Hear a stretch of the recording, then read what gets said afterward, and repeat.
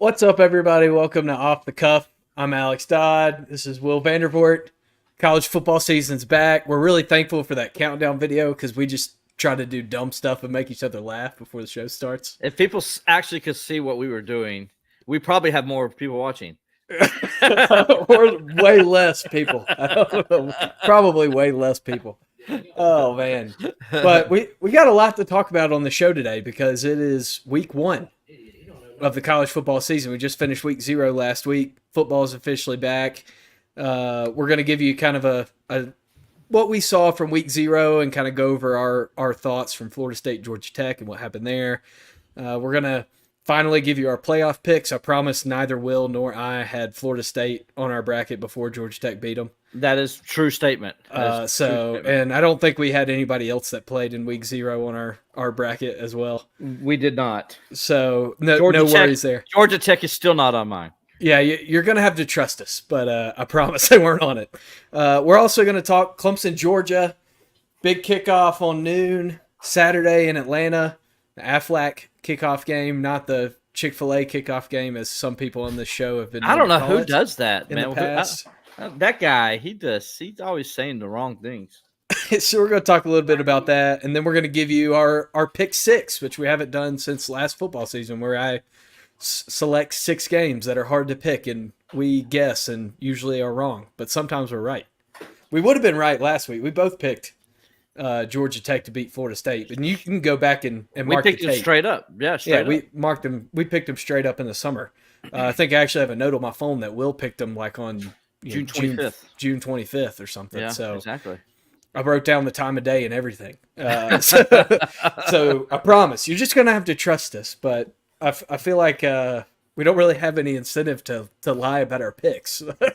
Well, I'm like, really, right? I mean, why would anybody care? Exactly.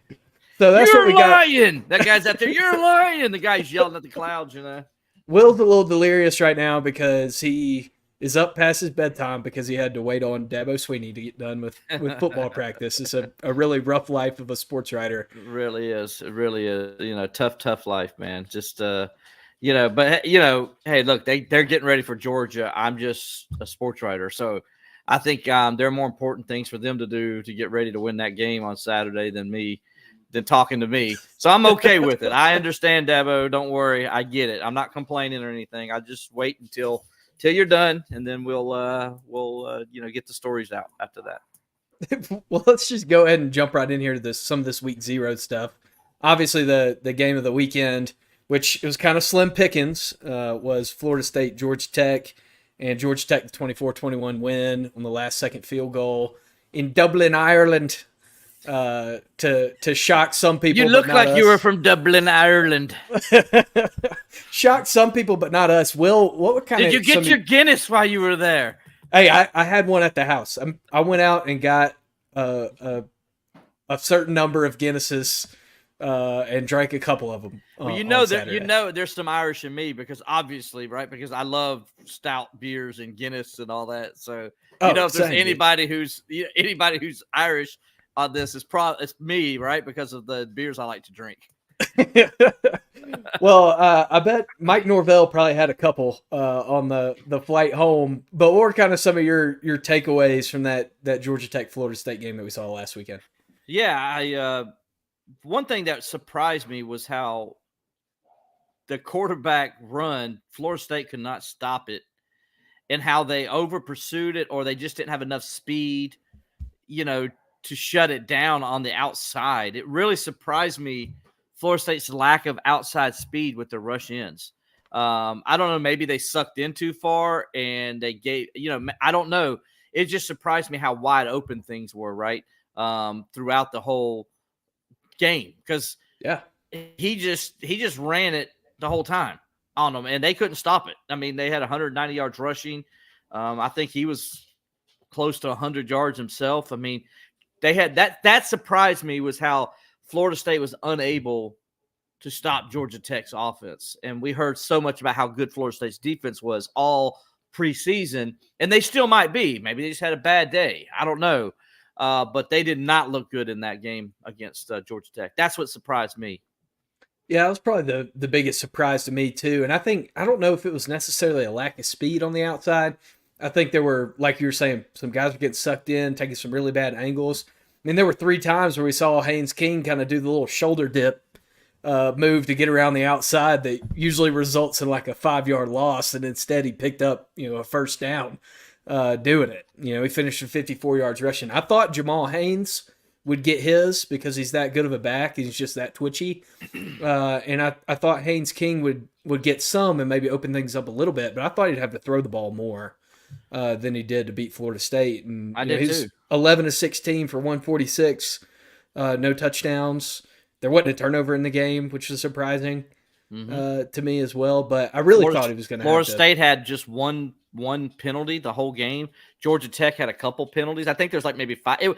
For a first game of the season, it actually was played very well. For the two teams. I mean, as far as penalties, lack of penalties and turnovers and stuff. Because generally, in a game like that, especially with it raining, you would have thought there would have been more of those kind of things going on. But it actually was played pretty well by both teams. Well, and that's the thing I maybe thought too, is I thought maybe a turnover would kind of be the swinging point of the game. Just given, what we know about DJ Uiagalelei and how he's been in the past and issues he's had throughout his career, I thought maybe there'd be a critical turnover at some point that would kind of swing things towards Georgia Tech, and they'd kind of win that way. But instead, it was just how methodical they were. I mean, they had like a 6-minute drive, a 7-minute drive, and an 8-minute drive in the game, and really just played keep away because Florida State couldn't stop the run. Well, the interesting thing is that the time of possession, Florida State actually won. It was 30 minutes, like 11 seconds to 29 minutes and 49 seconds. So, but in the second half, Georgia Tech had longer scoring drives. And that's where Georgia Tech won the time of possession. So, Florida State just couldn't get off the field in the second half. They really couldn't. I mean, they had the scoring drive that gave Georgia Tech the lead. There was 3rd and 7, and he throws a 12-yard completion on a slant pattern across the middle. On the game-winning drive, they had him backed up, 3rd and 12. And he ends up getting a completion to keep the drive alive for a first down. Then they had him 3rd and very long after the sack, and you knock Georgia Tech out of field goal range, and the game probably goes to overtime.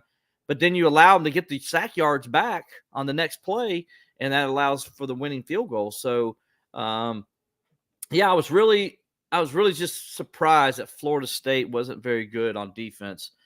What Florida State did offensively did not surprise me at all.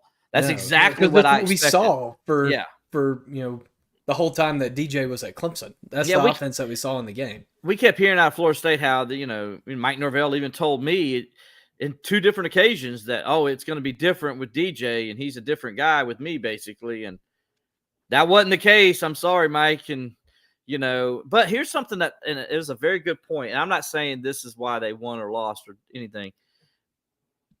But Florida State did not have its offensive coordinator for this game. Yep. He had to sit out because of the whole NCAA violations a few years ago that they got hit with this past offseason. And so because of it, he had to sit down. I think was it a COVID thing or something like that? Yeah, I think it was violating the no contact recruiting policy, the extended dead period. Same thing that Marco Murray at Oklahoma is going to have to serve a 1-game suspension for the same rules violation here pretty soon. And then the same thing that Michigan coach Jim Harbaugh said, he did nothing. He didn't do anything. I just bought some guys some hamburgers. They were real hungry, and they just needed some hamburgers. I teach my guys that you don't lie, cheat, or steal, and you got to stand up and be a man when you've done something wrong. But he did nothing wrong there. But I didn't do anything wrong, so I'm not going to do that. No, but I thought Florida State's offense, not having the offensive coordinator, it's hard to overlook that factor. But at the same time, it's what we were saying that, they were very conservative in their play calling. They made things easy when they could for the quarterback. Thought DJ had a really good drive there at the end to tie the game. They just never got the ball back. He found a couple of receivers in the middle, kind of in some traffic. Made plays, did what he needed to do, kind of bounced back from some adversity, but they never got the ball back because their defense couldn't stop Georgia Tech. Exactly right. And you give Georgia Tech credit for making plays. And here's the thing that I mentioned it earlier, there was no turnovers in the game, and Florida State had only one penalty. So Georgia Tech was the better team. Yeah. Because they won the game without any help from Florida State. And if you want to say who actually helped the other team, it was Georgia Tech helping Florida State, because there were a couple, like in the first half, you had the face mask penalty after they got a sack. Yep. And that led to a Florida State field goal that kept that drive alive and led to a field goal. So Georgia Tech helped Florida State out there. And then there was another penalty that was costly. Oh, a pass interference penalty. Yep. Set up the next drive that allowed them to kick that field goal. So 2 of Florida State's field goals came because of Georgia Tech mistakes, and then Georgia Tech had the 2 fumbles where he, once had a bat, he held onto the ball too long, tried to pull it. The offensive lineman was able to get it. That was on their go-ahead touchdown drive. And then on their game-winning field goal drive, the motion man came way too early. Yeah, he came way too early. The ball hits them, and they were lucky to get the ball back there. So, actually Georgia Tech they were the team that kind of gave Florida State a chance to win the game. And actually, when you look at it, Georgia Tech probably should have won by more than 3 points. Georgia Tech was a better team in that game. No, absolutely. Florida State had the better kicker, though, despite the game-winning field goal. Man, you don't want to be in a game where a field goal is going to decide the difference against Florida State, because that kid's not going to miss. No, he's not, and I agree with you 100%. So that guy, I mean, he had the wind to his back, but still. And everybody's like, well, he had the wind to his back. And I'm like, oh, yeah. You still have to get it through the uprights, dude. And like the Georgia Tech kid had the wind to his back, and he missed his.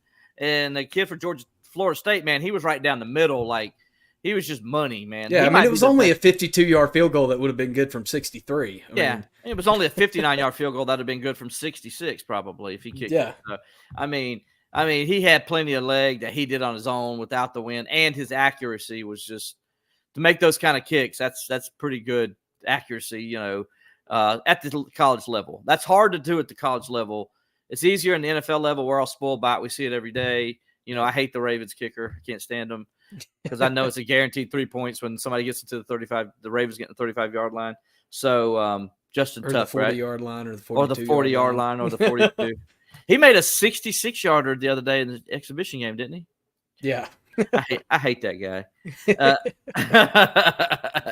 Well, what else did you see that kind of drew your attention in week 0? I know I've got something that I think you're going to say the same thing I did. Holding on to for several days, but what was another takeaway from you in week 0?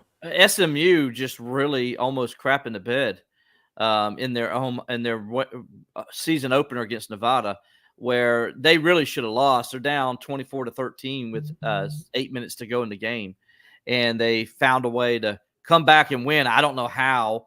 But I don't know why you're dropping back and passing in the end zone if you're Nevada when you've got control of the game. You just need to give your punter some room. That's all you're doing right there, giving your punter some room. Exactly, and you couldn't throw the ball the whole game, so all of a sudden you're trying that down there.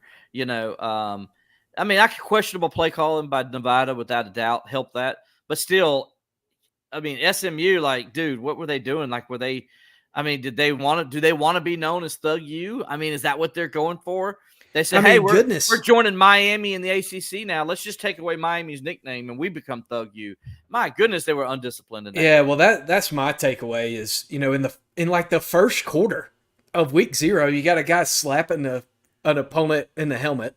Got another guy spitting after a play. You got another guy who spit on somebody later in the game, and then you just had kind of some dumb penalties kind of throughout the game for SMU. I mean, they won 29-24 and give them credit for finding a way to win, but just a really lackluster performance that kind of threw some cold water on us, maybe thinking SMU could be a dark horse with their schedule to make some noise in year 1 in a power conference. I mean, they'll get better, obviously, but they have to play better and be more disciplined if they're going to win. If they're going to be a contender in the ACC. I mean, they got to be more. They got to be better than what they were.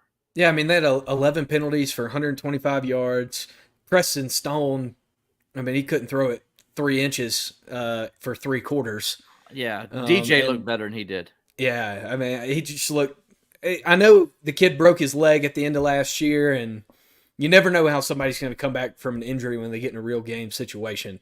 Right. And I think maybe that's something that a lot of people, us included, maybe overlooked coming into the year is, is Preston Stone 100% healthy? Does he have confidence in his leg? Because that was one of the things that made him so dynamic last year was he could extend plays and make throws on the run and give a defense an extra variable to account for. And that just was not a part of the game plan on Saturday. No, not at all. Not at all. Just a very lackluster performance by SMU. And, they got the win and they'll move on and they get ready. They should win this week. They're going to play directional U this week. But a week from now, they got TCU. And that's going to be a big game for them. They're going to get run out of a building if they play against TCU. They really will. Sonny Dykes will run them out of the building. Yeah. I mean, you can't be that undisciplined against a good coach. Maybe you can get away with being undisciplined against a team that you're more talented than, and that you feel like you maybe have a better coach than them. But when you're going against a team that's, a peer or a step better in talent, and definitely more experienced in the headset, you can't have an undisciplined game like that and win. It's just not going to happen. I agree 100%. Other things that happened week 0, not a whole lot. You had Hawaii beat Delaware State in a game that nobody could watch because it was on pay-per-view for some reason. Why would Hawaii take advantage of the opportunity to be the only team playing at midnight on week 0 when they could put it on pay-per-view? But they won the game, so I digress. And then Montana State, the FCS team, wearing down the FBS team on the road with a 35-31 win over Bronco Mendenhall's New Mexico Lobos. I didn't realize that Montana State, even though their FCS was the favorites to win the game. Yeah, it was like almost a 2-touchdown favorite to win the game. And they were down by 18 points going into the fourth quarter and scored 21 points to win the game.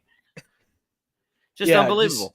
Just unreal. I mean, how often do you hear or do you see an FBS team that's maybe down early in the game against the FCS, and then the depth prevails as the game wears on? It was like the complete opposite, flipping of the script for the Bobcats. Big win for them over a Power 4 opponent. So maybe we'll see another one of those this week. So basically, we can say that New Mexico State and Nevada are not going to contend for the Big Mountain Conference or whatever it's called, Mountain West Conference. Oh no, I don't think so. The Big Mountain Conference. What's wrong with Big Mountain Conference, man. I'm in Colorado. It's been a long day, buddy. I can hear there's some Air Force fans that are heckling me out the window right now, calling it the Big Mountain Conference. But yeah, it'll be interesting to see what happens in the Mountain West, and we kind of get into that a little bit. Use that as a segue for our college football playoff predictions. We're just going to give you our 12 teams and then give you our 2 best and our national champion. I don't feel like I want to walk through this whole 12-team bracket. That would take forever, and I don't have that much time. You talking about walking through this is going to be the first round game, and then they're going to play so-and-so in the quarterfinal. No, we're not doing that, no. You can ask us about that later. But let's start out with our group of 5 team that we think can make it into the field. I'm glad you mentioned that because you notice in all the people who pick their college football playoff teams that they never pick a group of 5 team. I'm like, one of them has to make it, people. Yeah, it's the group of 5 gets a team in. The highest ranked group of 5. It doesn't matter if they're ranked 32nd. But did you notice in all the rankings that nobody had a group of 5 team in? I'm like, do they not realize that one of them gets in? Yeah, there's going to be one in the field. It just amazes me how stupid other people in our profession are. Anyway. Not us. We've never done anything stupid. No. And we've never been wrong. Well, no, we've done stupid stuff, but just not the obvious stupid stuff. Yeah, like not including an automatic qualifier in our college football playoff prediction. Exactly. Exactly. You got it, Toyota. So, Will, who do you have as your group of 5 team that you think that can make the field of 12? There is some kind of difficulty in doing this because I feel like it seems like almost every year the group of 5 team that kind of surprises people is somebody that nobody's talking about at the beginning of the year. Yeah. So who do you have in that conversation? It's either going to be Liberty or Boise State. That's kind of where I'm leaning towards. I think why not? You got the old guard in Boise State who's always there, who's always had a very good program and has always played well, right in the mix. And then you got Liberty, who's last year's, Cinderella, and came through and went on to the Fiesta Bowl. And so I think, they come back, and with Willie Korn running the show on the offensive coaching staff there at Liberty, I think they're a team that you got to watch just because they know how to win. And they know how to win at a high level, and that gives an advantage. But Boise State, I would say, would be the other one, just because they're favored to win their conference. They're right there. They're going to be right there in the mix. They're going to be up in that top 15 probably by the end of the year, and so it's like the highest conference champion of the group of five gets in. And so I think those two are going to be battling it out to see who gets in. They both. I think they'll both be in the top 20 by the end of the year. So it should be fun to watch. Yeah, no, I think so too. I don't think the AP poll predictions of having no group of five teams in the top 25 again. Is What did we say earlier? What did we just say earlier? There's always somebody there. Right. I feel like there's kind of a handful of teams. I know a lot of people have kind of hyped up Texas State this offseason. I don't know if I'm completely sold on them. Like, yeah, you bring a lot of players back and got some hype in the program, but they won like 8 games last year, lost to their rival UTSA at home. Tulane, you can say throw Tulane in there maybe. Yeah, I think Tulane is a team that can make it back. I mean, this is a team that they bring back 8 starters on offense, 7 on defense. They won 11 games last year. Yeah, they got a first-year head coach in John Summerall. And they lost their quarterback, but they bring in Ty Thompson from Oregon. They have another quarterback who's got some experience. That's the team that I picked to make it in. Okay, I like it. Was Tulane. I feel like they've got that program to a point where they're consistently winning, and they're going to figure out a way to do it. They kept the horses in the stall, so they ought to have a chance to make it back. I have no problem with that pick, and that would probably be who my number 3 would be. Another team, a lot of people talk about Memphis. We don't want to spend the whole time talking about the group of 5, but a lot of people talk about Memphis. We'll find out about them in 2 weeks. Yeah, we can see. I bet they're going to run the ball. Do they? It's Florida State. What if Florida State goes 0-3 to start the year? What if that happens? You might see like the second BC's coming good of enough to beat them. See the second coming of Ed Orgeron, and they'll run Mike Norvell right out of town. That's what'll happen. Right. Because let's be honest.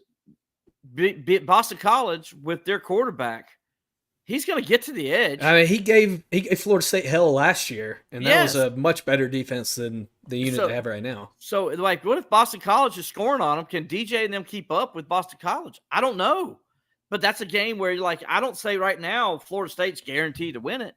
And I wouldn't either. And then with Memphis, playing their former coach, and Mike Norvell's and they're going up against Mike Norvell. They probably want to go in there, and not that any of those players played for Mike Norvell, but Memphis did, as they're going to be selling that, and they would love to go in there and upset Florida State. I mean, by the way, real quick stat on there, as we mentioned Florida State real fast, throw this out there, especially for our Clemson people that are listening.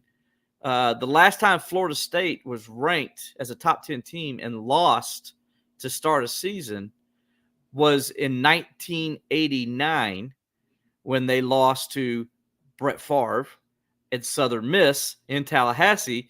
The very next week, they lost to Clemson in a rematch game of the Punt Rooski game, and Clemson won 34-23 there. Florida State started the season 0-2, even though both games were at home. There's a chance Florida State could repeat history on Saturday and start the season 0-2 with Boston College. We'll get into that later, but I just thought that was an interesting stat.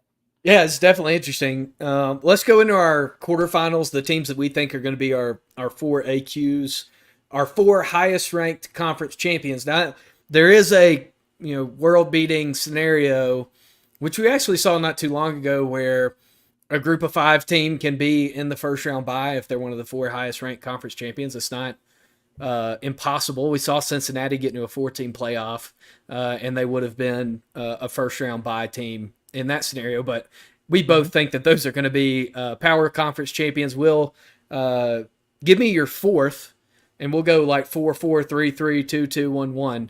Okay. And what we think the seeding is going to be. All right, my number 4 team is Utah. I think Utah will be the number 4 team. Same. Yep. Okay. Yep. My number 3 team is Clemson. Also same. Okay. My number 2 team is Ohio State.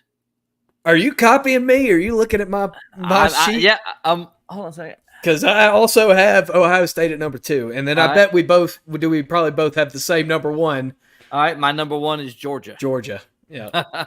No, same, and something's going to be different in this. I know it is, but or is it? Or is it? Or is it going to be chalk, and we're going to be right? Well, it ain't going to be chalk on my end. I can tell you that. There's no chalk on my end, but go ahead. No, but so kind of my reasoning in my top 4 here, I think Utah and Clemson are teams that if they were fighting for an AQ spot would have their lives on the line. Mm-hmm. I don't think they're going to be number 4 and number 3 in the final poll. That's not what I'm saying. Kind of the way that I did this was I wrote out what I think my top basically 15 is on a piece of paper.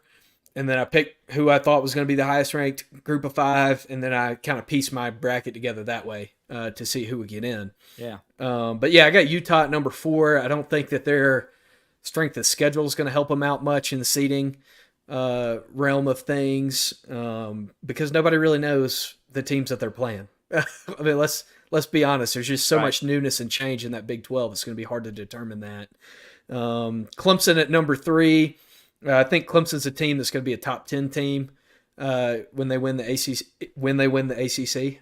In my prediction, yeah, they'll be top 8. I think is what they'll be. I think Ohio State is going to split with Oregon with a loss in the regular season, a win in the Big 10 championship to get into that number 2 spot, and then I don't see a whole lot of losses on Georgia's schedule.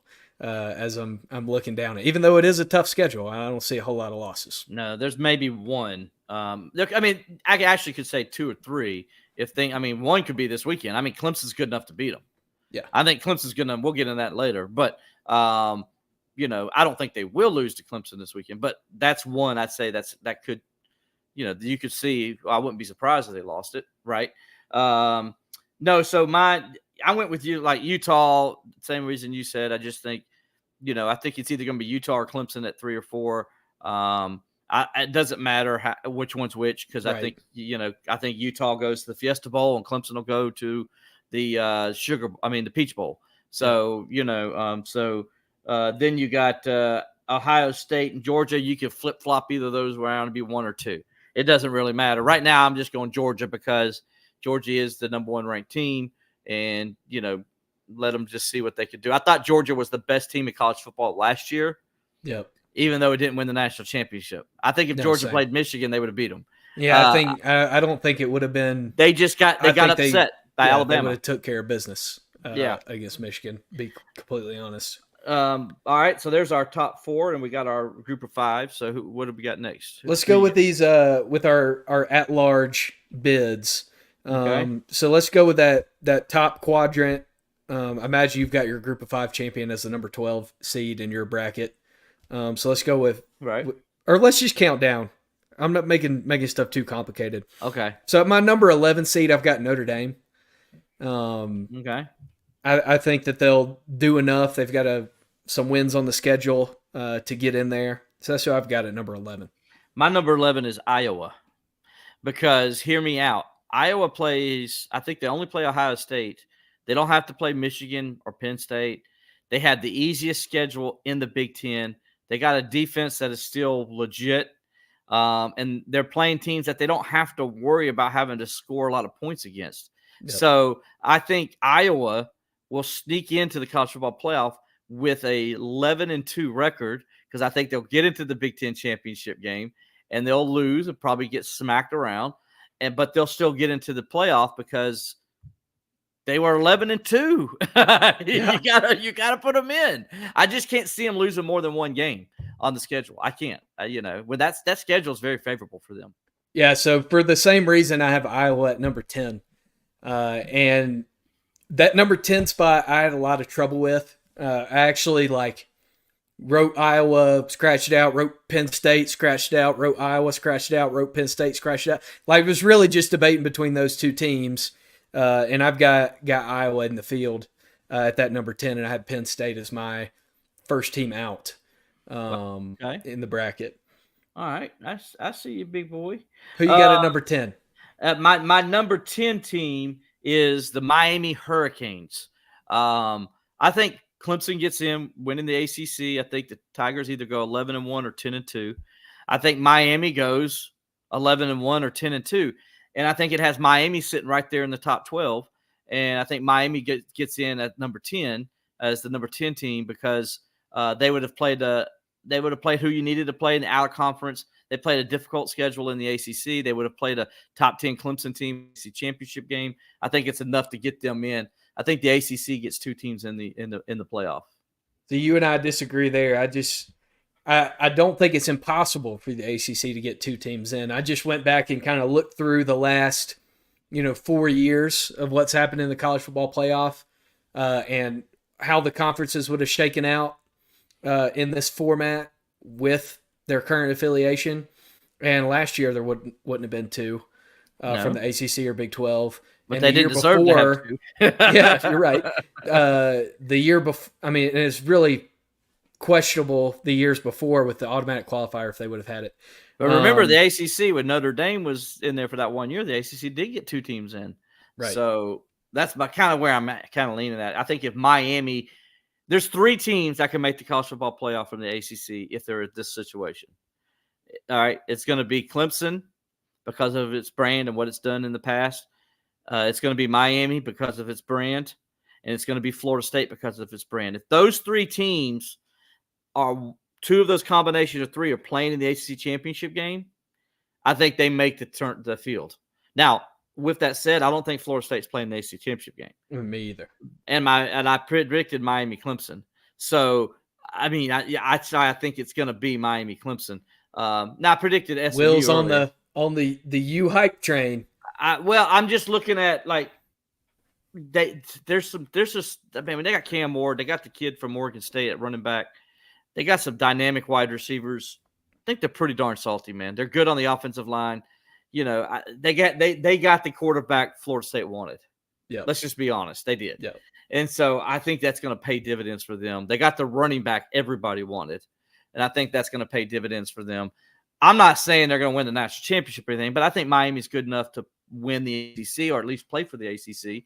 And I think because it's Miami and because of their schedule, I think they'll get the benefit of the doubt and get into the playoff because wouldn't you want Miami in your playoff if you can? Come on. It's old school Miami. You want that. You want Miami to have to play a Oklahoma or a Texas or somebody like that. And, it'd be better if you could throw Nebraska in there. Let's just go Miami, Nebraska, let's go real old school. Who knows what Matt Rule can do over there in Nebraska this year. They haven't made a bowl game in 8 years. With his Patrick Mahomes lookalike at quarterback. Yeah, there we go. So at number 9 in mine, I've got Mizzou. Man, were you looking at my thing here, man? Come on. We have too many similarities. We do. But Missouri, this is a football team that, they were dang salty last year. And I think that they got better this offseason. And I don't think we've seen the last of the Missouri Tigers. They were a fun team to watch. They didn't get as much attention last year. That's another thing that's good about this playoff format is that we're going to be paying more attention to teams that aren't in that top 4. And there are going to be a lot more games that Missouri would have been in, like you said last year. They would have been in the playoff. It was 12 teams last year. And I like their offense. I like their quarterback. They play very good on defense, especially at the lines of scrimmage. Their offensive line is good as well. They kind of got the formula you need to be a playoff team. They're a team that I think can contend for the SEC title. Now, I don't think they're going to win it, but I wouldn't be surprised to see them playing in the championship game. It would not surprise me at all. Now, it also wouldn't surprise me to see them not make the playoffs. Yeah. And I don't know why I just said playoffs like that, but I did. Playoffs. We're talking playoffs? Anyway, so, yeah, but right now, I think they're a top 10 team, and I think they're probably one of the 3 or 4 SEC teams that get in. Yeah, I think so too. Number 8, this is going to be a controversial pick. I've got USC. That is a controversial pick. Okay. It's very controversial. You gotta talk this one through. You were giving me crap about Miami just now. Come on, dude. Why? Well, what in the world? That can't stop a nosebleed over there. You say that, but I may have let myself be talked into this over the last couple of weeks. And Miller Moss, he's a dynamic quarterback. Their offense, you're not going to have to worry about. You're not going to have to worry about their offense scoring. That's not what we worry about. Well, here's the other thing, though. Look at what teams from the Big Ten have done against dynamic offenses for the last 15 years. They haven't done too well. And look at what those teams have done against Ohio State, the only team in the conference that's had a dynamic offense. So I think that those other teams have besides a dynamic offense? What is Ohio State normally known for? A stiff defense. Yeah. The teams that have beaten Big Ten teams that have the dynamic offenses, what do they also have? They have good defense. What doesn't Southern Cal have? A defense. There you go. But I think that USC is going to be improved on the defensive side of the ball. Lincoln Riley finally moved on in his coordinator position on that side of the ball. I think they have the talent. They've had the talent on that side of the ball. Do they? I don't think they have the talent. I mean, it's 5 stars. I mean, you throw a rock and you hit a 5-star. I think they got the talent on the offensive side, but I don't think there's 5 stars on that defensive roster because the defensive players don't want to play for Lincoln Riley. Because they've been horrible. So I don't think there's 5 stars over there. I think I think they got some good players, but we'll see. They're going to have to recruit. I think they got to recruit a couple years away.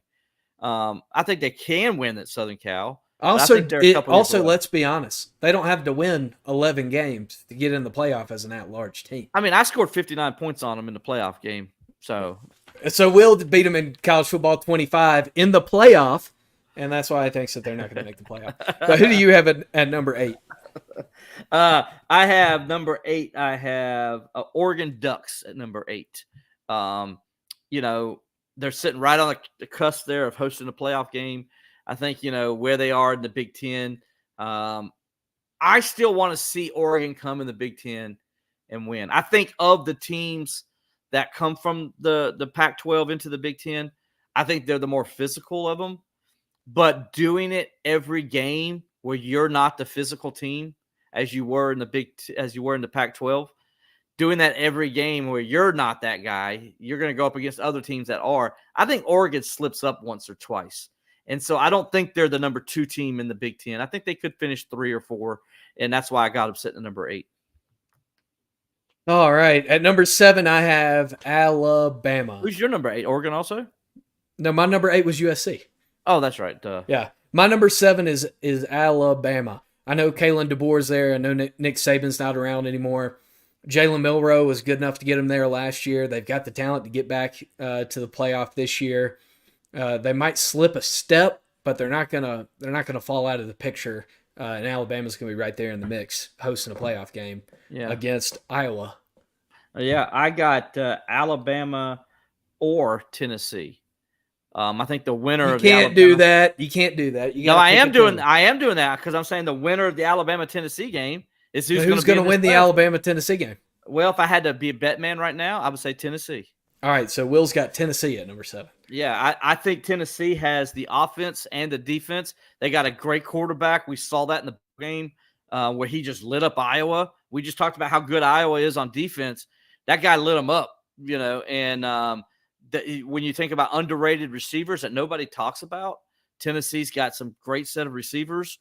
I think they can kill some people out on the edges. You mix that with an offensive line that's big and strong and nasty. They're good on the defensive front. Question their linebackers a little bit. Kind of concerned about their secondary, but I like their defensive front. And if you can stop the run, you can put people in 3rd and long situations. You can get after the quarterback. You can mask those other problems on defense.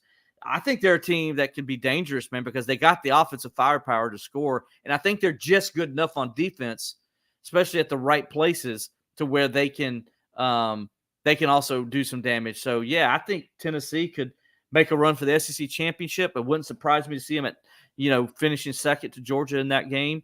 They play Georgia this year too, so we'll get an idea how good they are. Tennessee's a dark horse, man. And I know you're kind of happy about that because you got a little bit of Big Orange in you. That Big Orange in me disappeared 2 baseball seasons ago. Okay. Oh yeah, that's right. That's right. I forgot about that.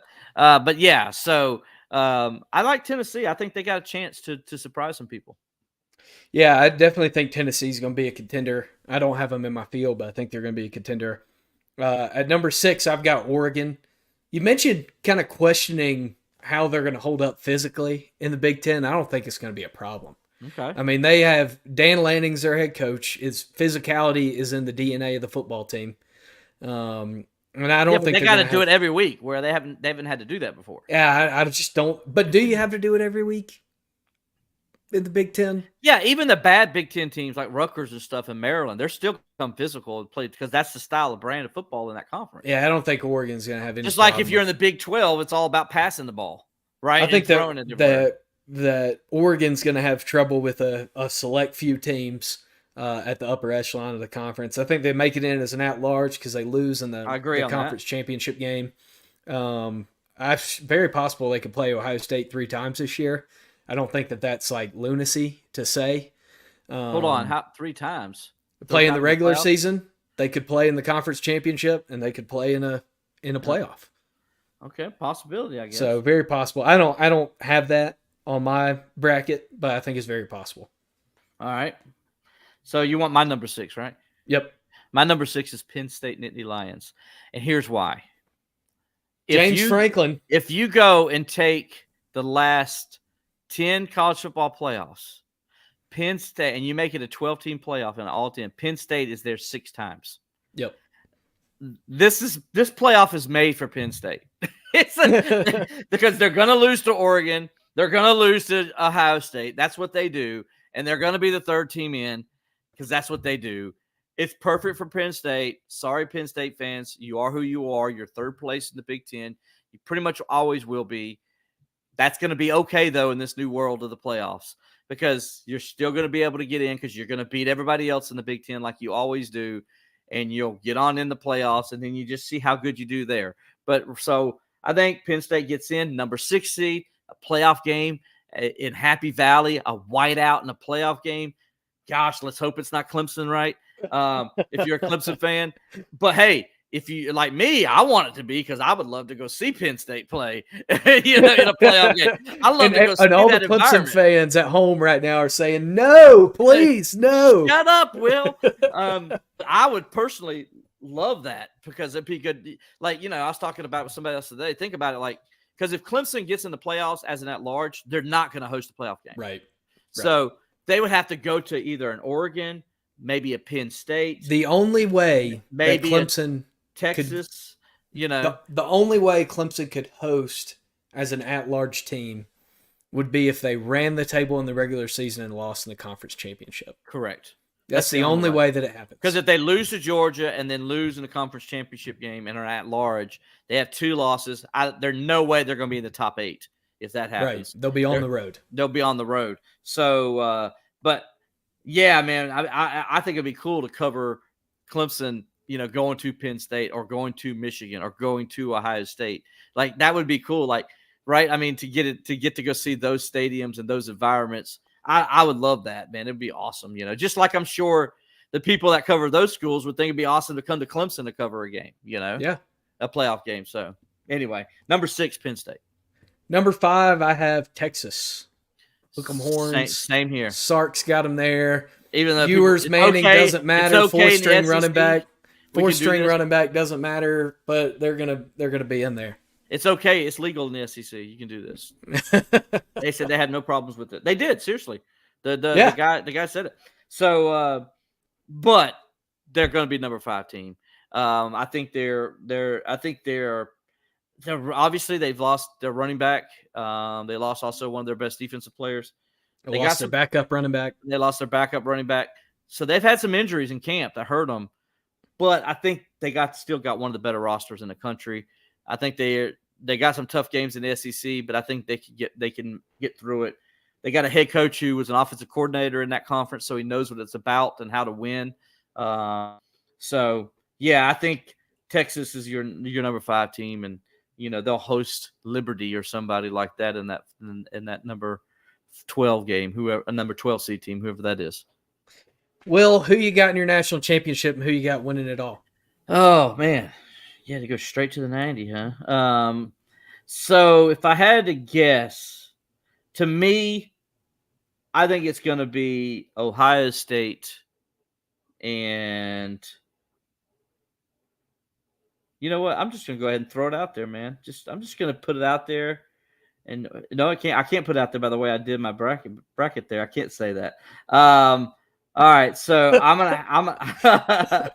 gonna have to go. It's probably Ohio State, Georgia. I was gonna go ahead and throw Tennessee in there maybe, but Ohio State would have to play Tennessee, so there's no way I could put Ohio State in and Tennessee in the thing. But I just told you one of my semifinal teams though is Tennessee. There you go. So yeah, I think Ohio State, Georgia, and then I think Ohio State wins it. Much as I hate to say that. So I think it's Oregon and Georgia. And I don't believe in Georgia. I don't believe in Oregon's quarterback. I almost didn't put him in the playoff. I do believe in their quarterback. And I don't think their quarterback – I think their quarterback looked good in his previous destination. I don't think he looked great. I don't think he has to be the best quarterback in the country to win a national championship. I mean, we've seen that, 3 times in the last 5 years. We've seen a quarterback who wasn't the best in the country win a national championship.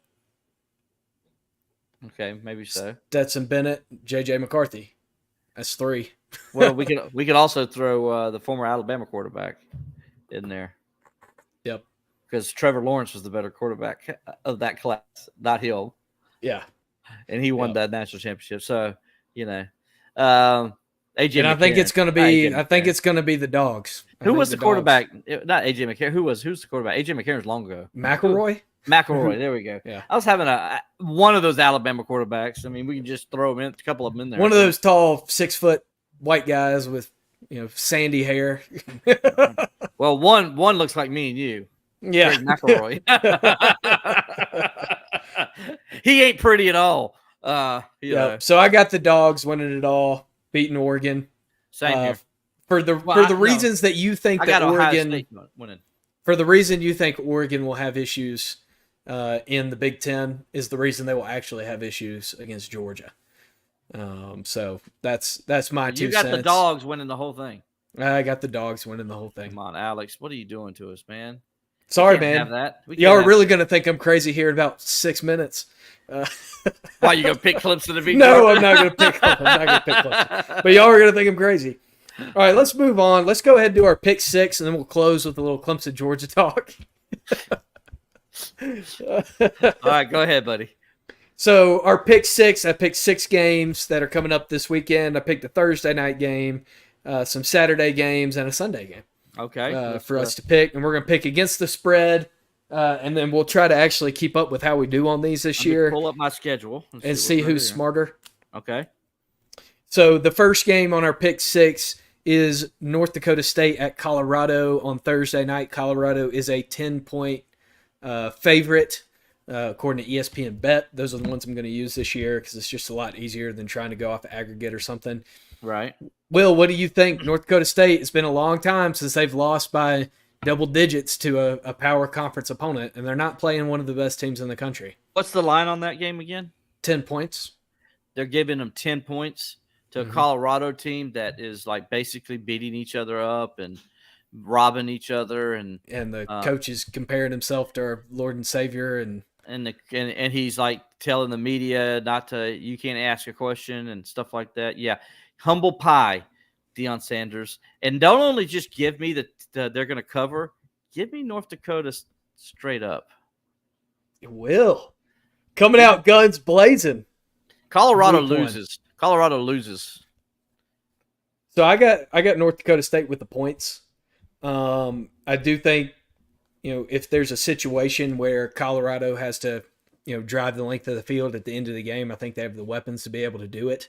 And that's the reason I'm taking them to win the game. But I got North Dakota State with the 10 points. Okay. Next game, we'll move on to Saturday. We'll save Clemson-Georgia for the end. But let's go with Penn State, an 8-point favorite on the road at West Virginia. Yeah, upset alert on this one, right? Yeah. I could see West Virginia winning this. I wouldn't be surprised at all. But I'm going to go ahead and say, Penn State's going to win the game, but West Virginia will cover. I've got Penn State with a cover. West Okay. Virginia went to Happy Valley to start last season and got just run out of the building. I think that West Virginia is going to be a better football team this year. They were better than a lot of people thought they were going to be last year. But I think Penn State covers. So we got our first differential on the pick'em. And what was the spread on that? 10? 8 points. 8 points. So I got plus the 8 for West Virginia. Okay. Yep. Next one going down the line, we got Notre Dame at Texas A&M. Mike Elko's Aggies are a 3-point favorite.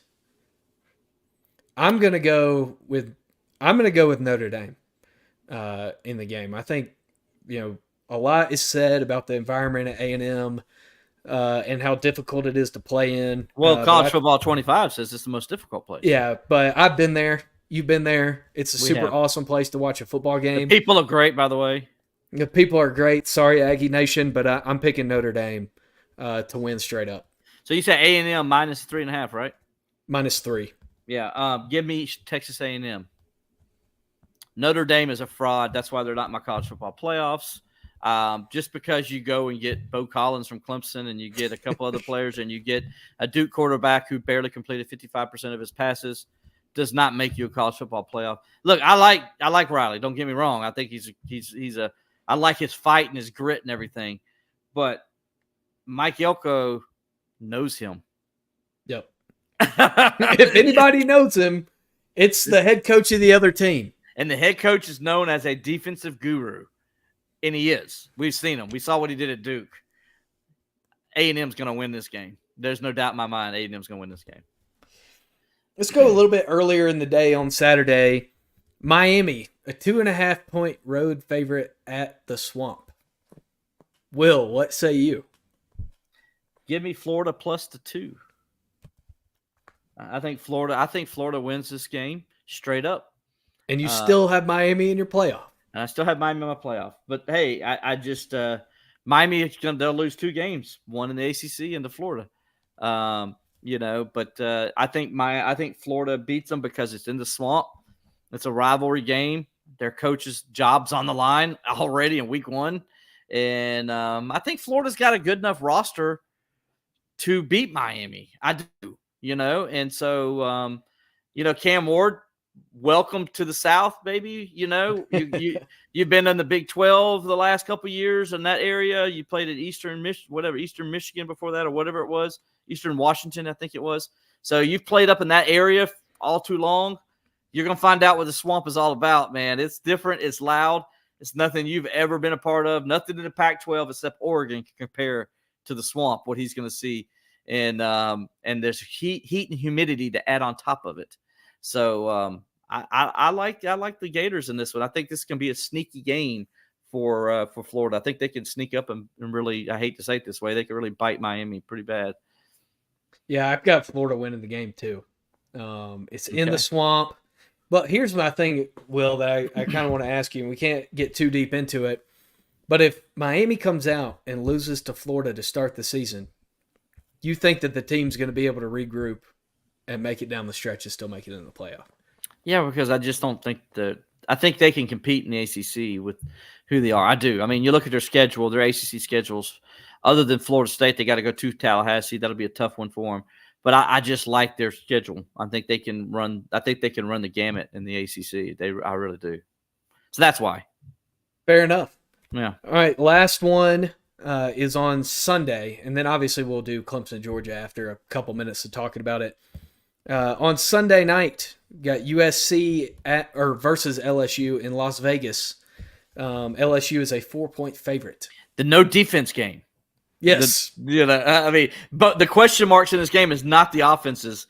LSU, I think LSU probably has the better quarterback in this game. Already has got some experience and you kind of know what to expect from them. But, you can't mistake what Garrett Riley does with quarterback. And he's just, Lincoln Riley does with quarterbacks. We hope Garrett Riley does some, but you can't question. Getting ahead of yourself, Vanderbilt. Getting ahead of yourself. Get him ahead of yourself. You can't question Lincoln Riley and what he does with quarterbacks. You really can't. And so I'm going to go in this game, though, I'm going to go with Brian Kelly, and because Brian Kelly does do a pretty good job getting his teams ready to play for the most part. His teams should be physical, where I don't think Southern Cal can be physical. I think LSU will be a little bit better on defense this year. I'm going to go with the Bayou Bengals to end their 5-game season opening losing streak. And you want it to end this year because you don't want them to come to Death Valley to Clemson next year with the opportunity to try to end it. So, see, I'm kind of going with the opposite. I think LSU is going to lose their 6th straight season opener. For a lot of the reasons that you said, it's going to be a shootout, and I trust Lincoln Riley more in a shootout. That's what it comes down to for me. I'm taking LSU and the 4 points. So you're doing. You're no, saying, I'm taking with the points too. I'm taking the points. I'm not going to go as bold as to say straight up, but okay. If I had a gun to my head and had to pick them straight up, I'd pick USC straight up. Okay. But you're going to do the points. You're saying that they're going to, if they lose, it'll be by field goal if they lose. Yep. And you'll cover. Okay. Yep. Got you. Okay. So there's our pick 5. The 6th one we're going to do is Clemson-Georgia. Will, really quick, I know we're already pushing an hour. What do you think are the biggest keys for Clemson to stay in this game? And do you think Clemson has a snowball's chance in hell of winning on Saturday? Yeah, I'll go ahead and just do the pick right now and just say, Clemson will cover this game. I think it's 13.5 is the line. Yep. I think Clemson covers that. I think it's going to be a tighter game than people realize. And here's why. Clemson is a national championship winning program just recently. Okay. Within the last 5 years, they played for a national championship. Georgia has the better roster, and Georgia is probably the best team in college football at the moment. But Clemson ain't going to go in there and roll over. Dabo's going to have them ready to go. He's going to fire them up. He's got the whole Roy bus, man. He's got it backed up already to the facility, ready to get loaded, And, they feel really disrespected. When you watch last week's games, the Florida State game, they would give their lineup for the ESPN this week, and they just gloss over Clemson-Georgia, which is the number 1 ranked team versus the number 14 team. It's the highest ranked game of ranked opponents in the whole week of this week 1. You've got 4 of the 5 national championships that active college coaches have won on the field against each other. On the field against each other. And everybody's just like, oh, no, Miami-Florida's going to be a better game. Notre Dame, Texas A&M is going to be a better game. It's like they're saying Georgia's just going to beat the crap. Why? Because Dabo doesn't use the transfer portal? I mean, come on, people. Pay attention. Gosh, I hate stupid media. I just do. It just drives me nuts because Clemson should be ranked higher than 14 to begin with, in my opinion. So, but they are where they are. They're ranked where they are. I think Clemson gives them a game. I think the key for Clemson is offensively, they got to be balanced. They got to keep Georgia guessing. This is going to be a big game for Garrett Riley and how he calls, because the last time he played Georgia didn't do so well. But he's got I think Clemson's got some receivers on the edge that are going to surprise some people. And I think that's going to allow the offense to open up a little bit more. Defensively, Clemson's got to control the run game.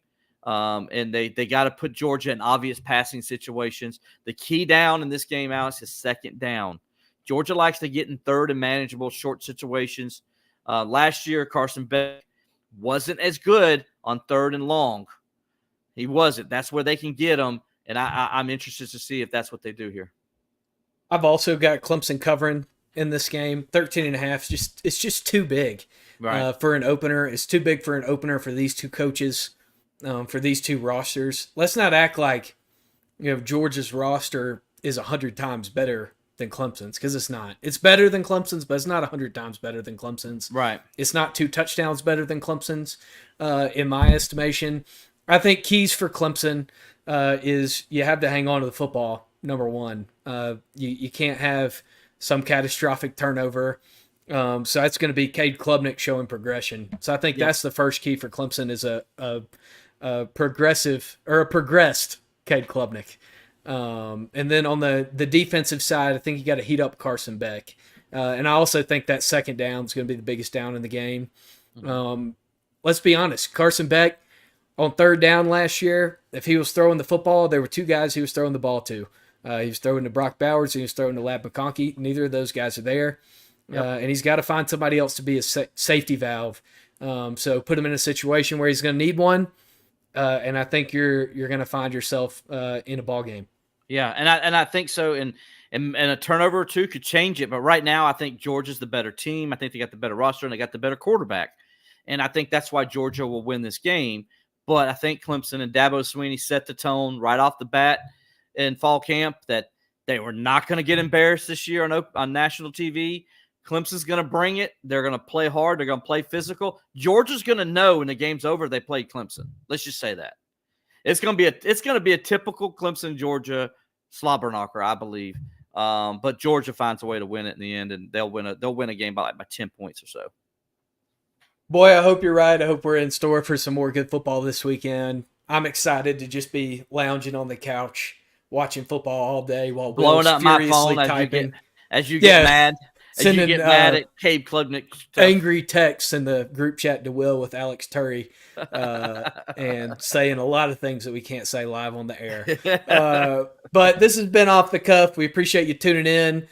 Sorry we missed you the last couple weeks. I'm sure you probably heard us on Believe in Clemson Football, Will's regular show. I was filling in there. So we figured we probably didn't need to talk to you guys for 3 hours. We'd still have stuff to say, but you might get tired of us. That's right. Yeah. Appreciate you guys joining us, man. It's always fun, Alex.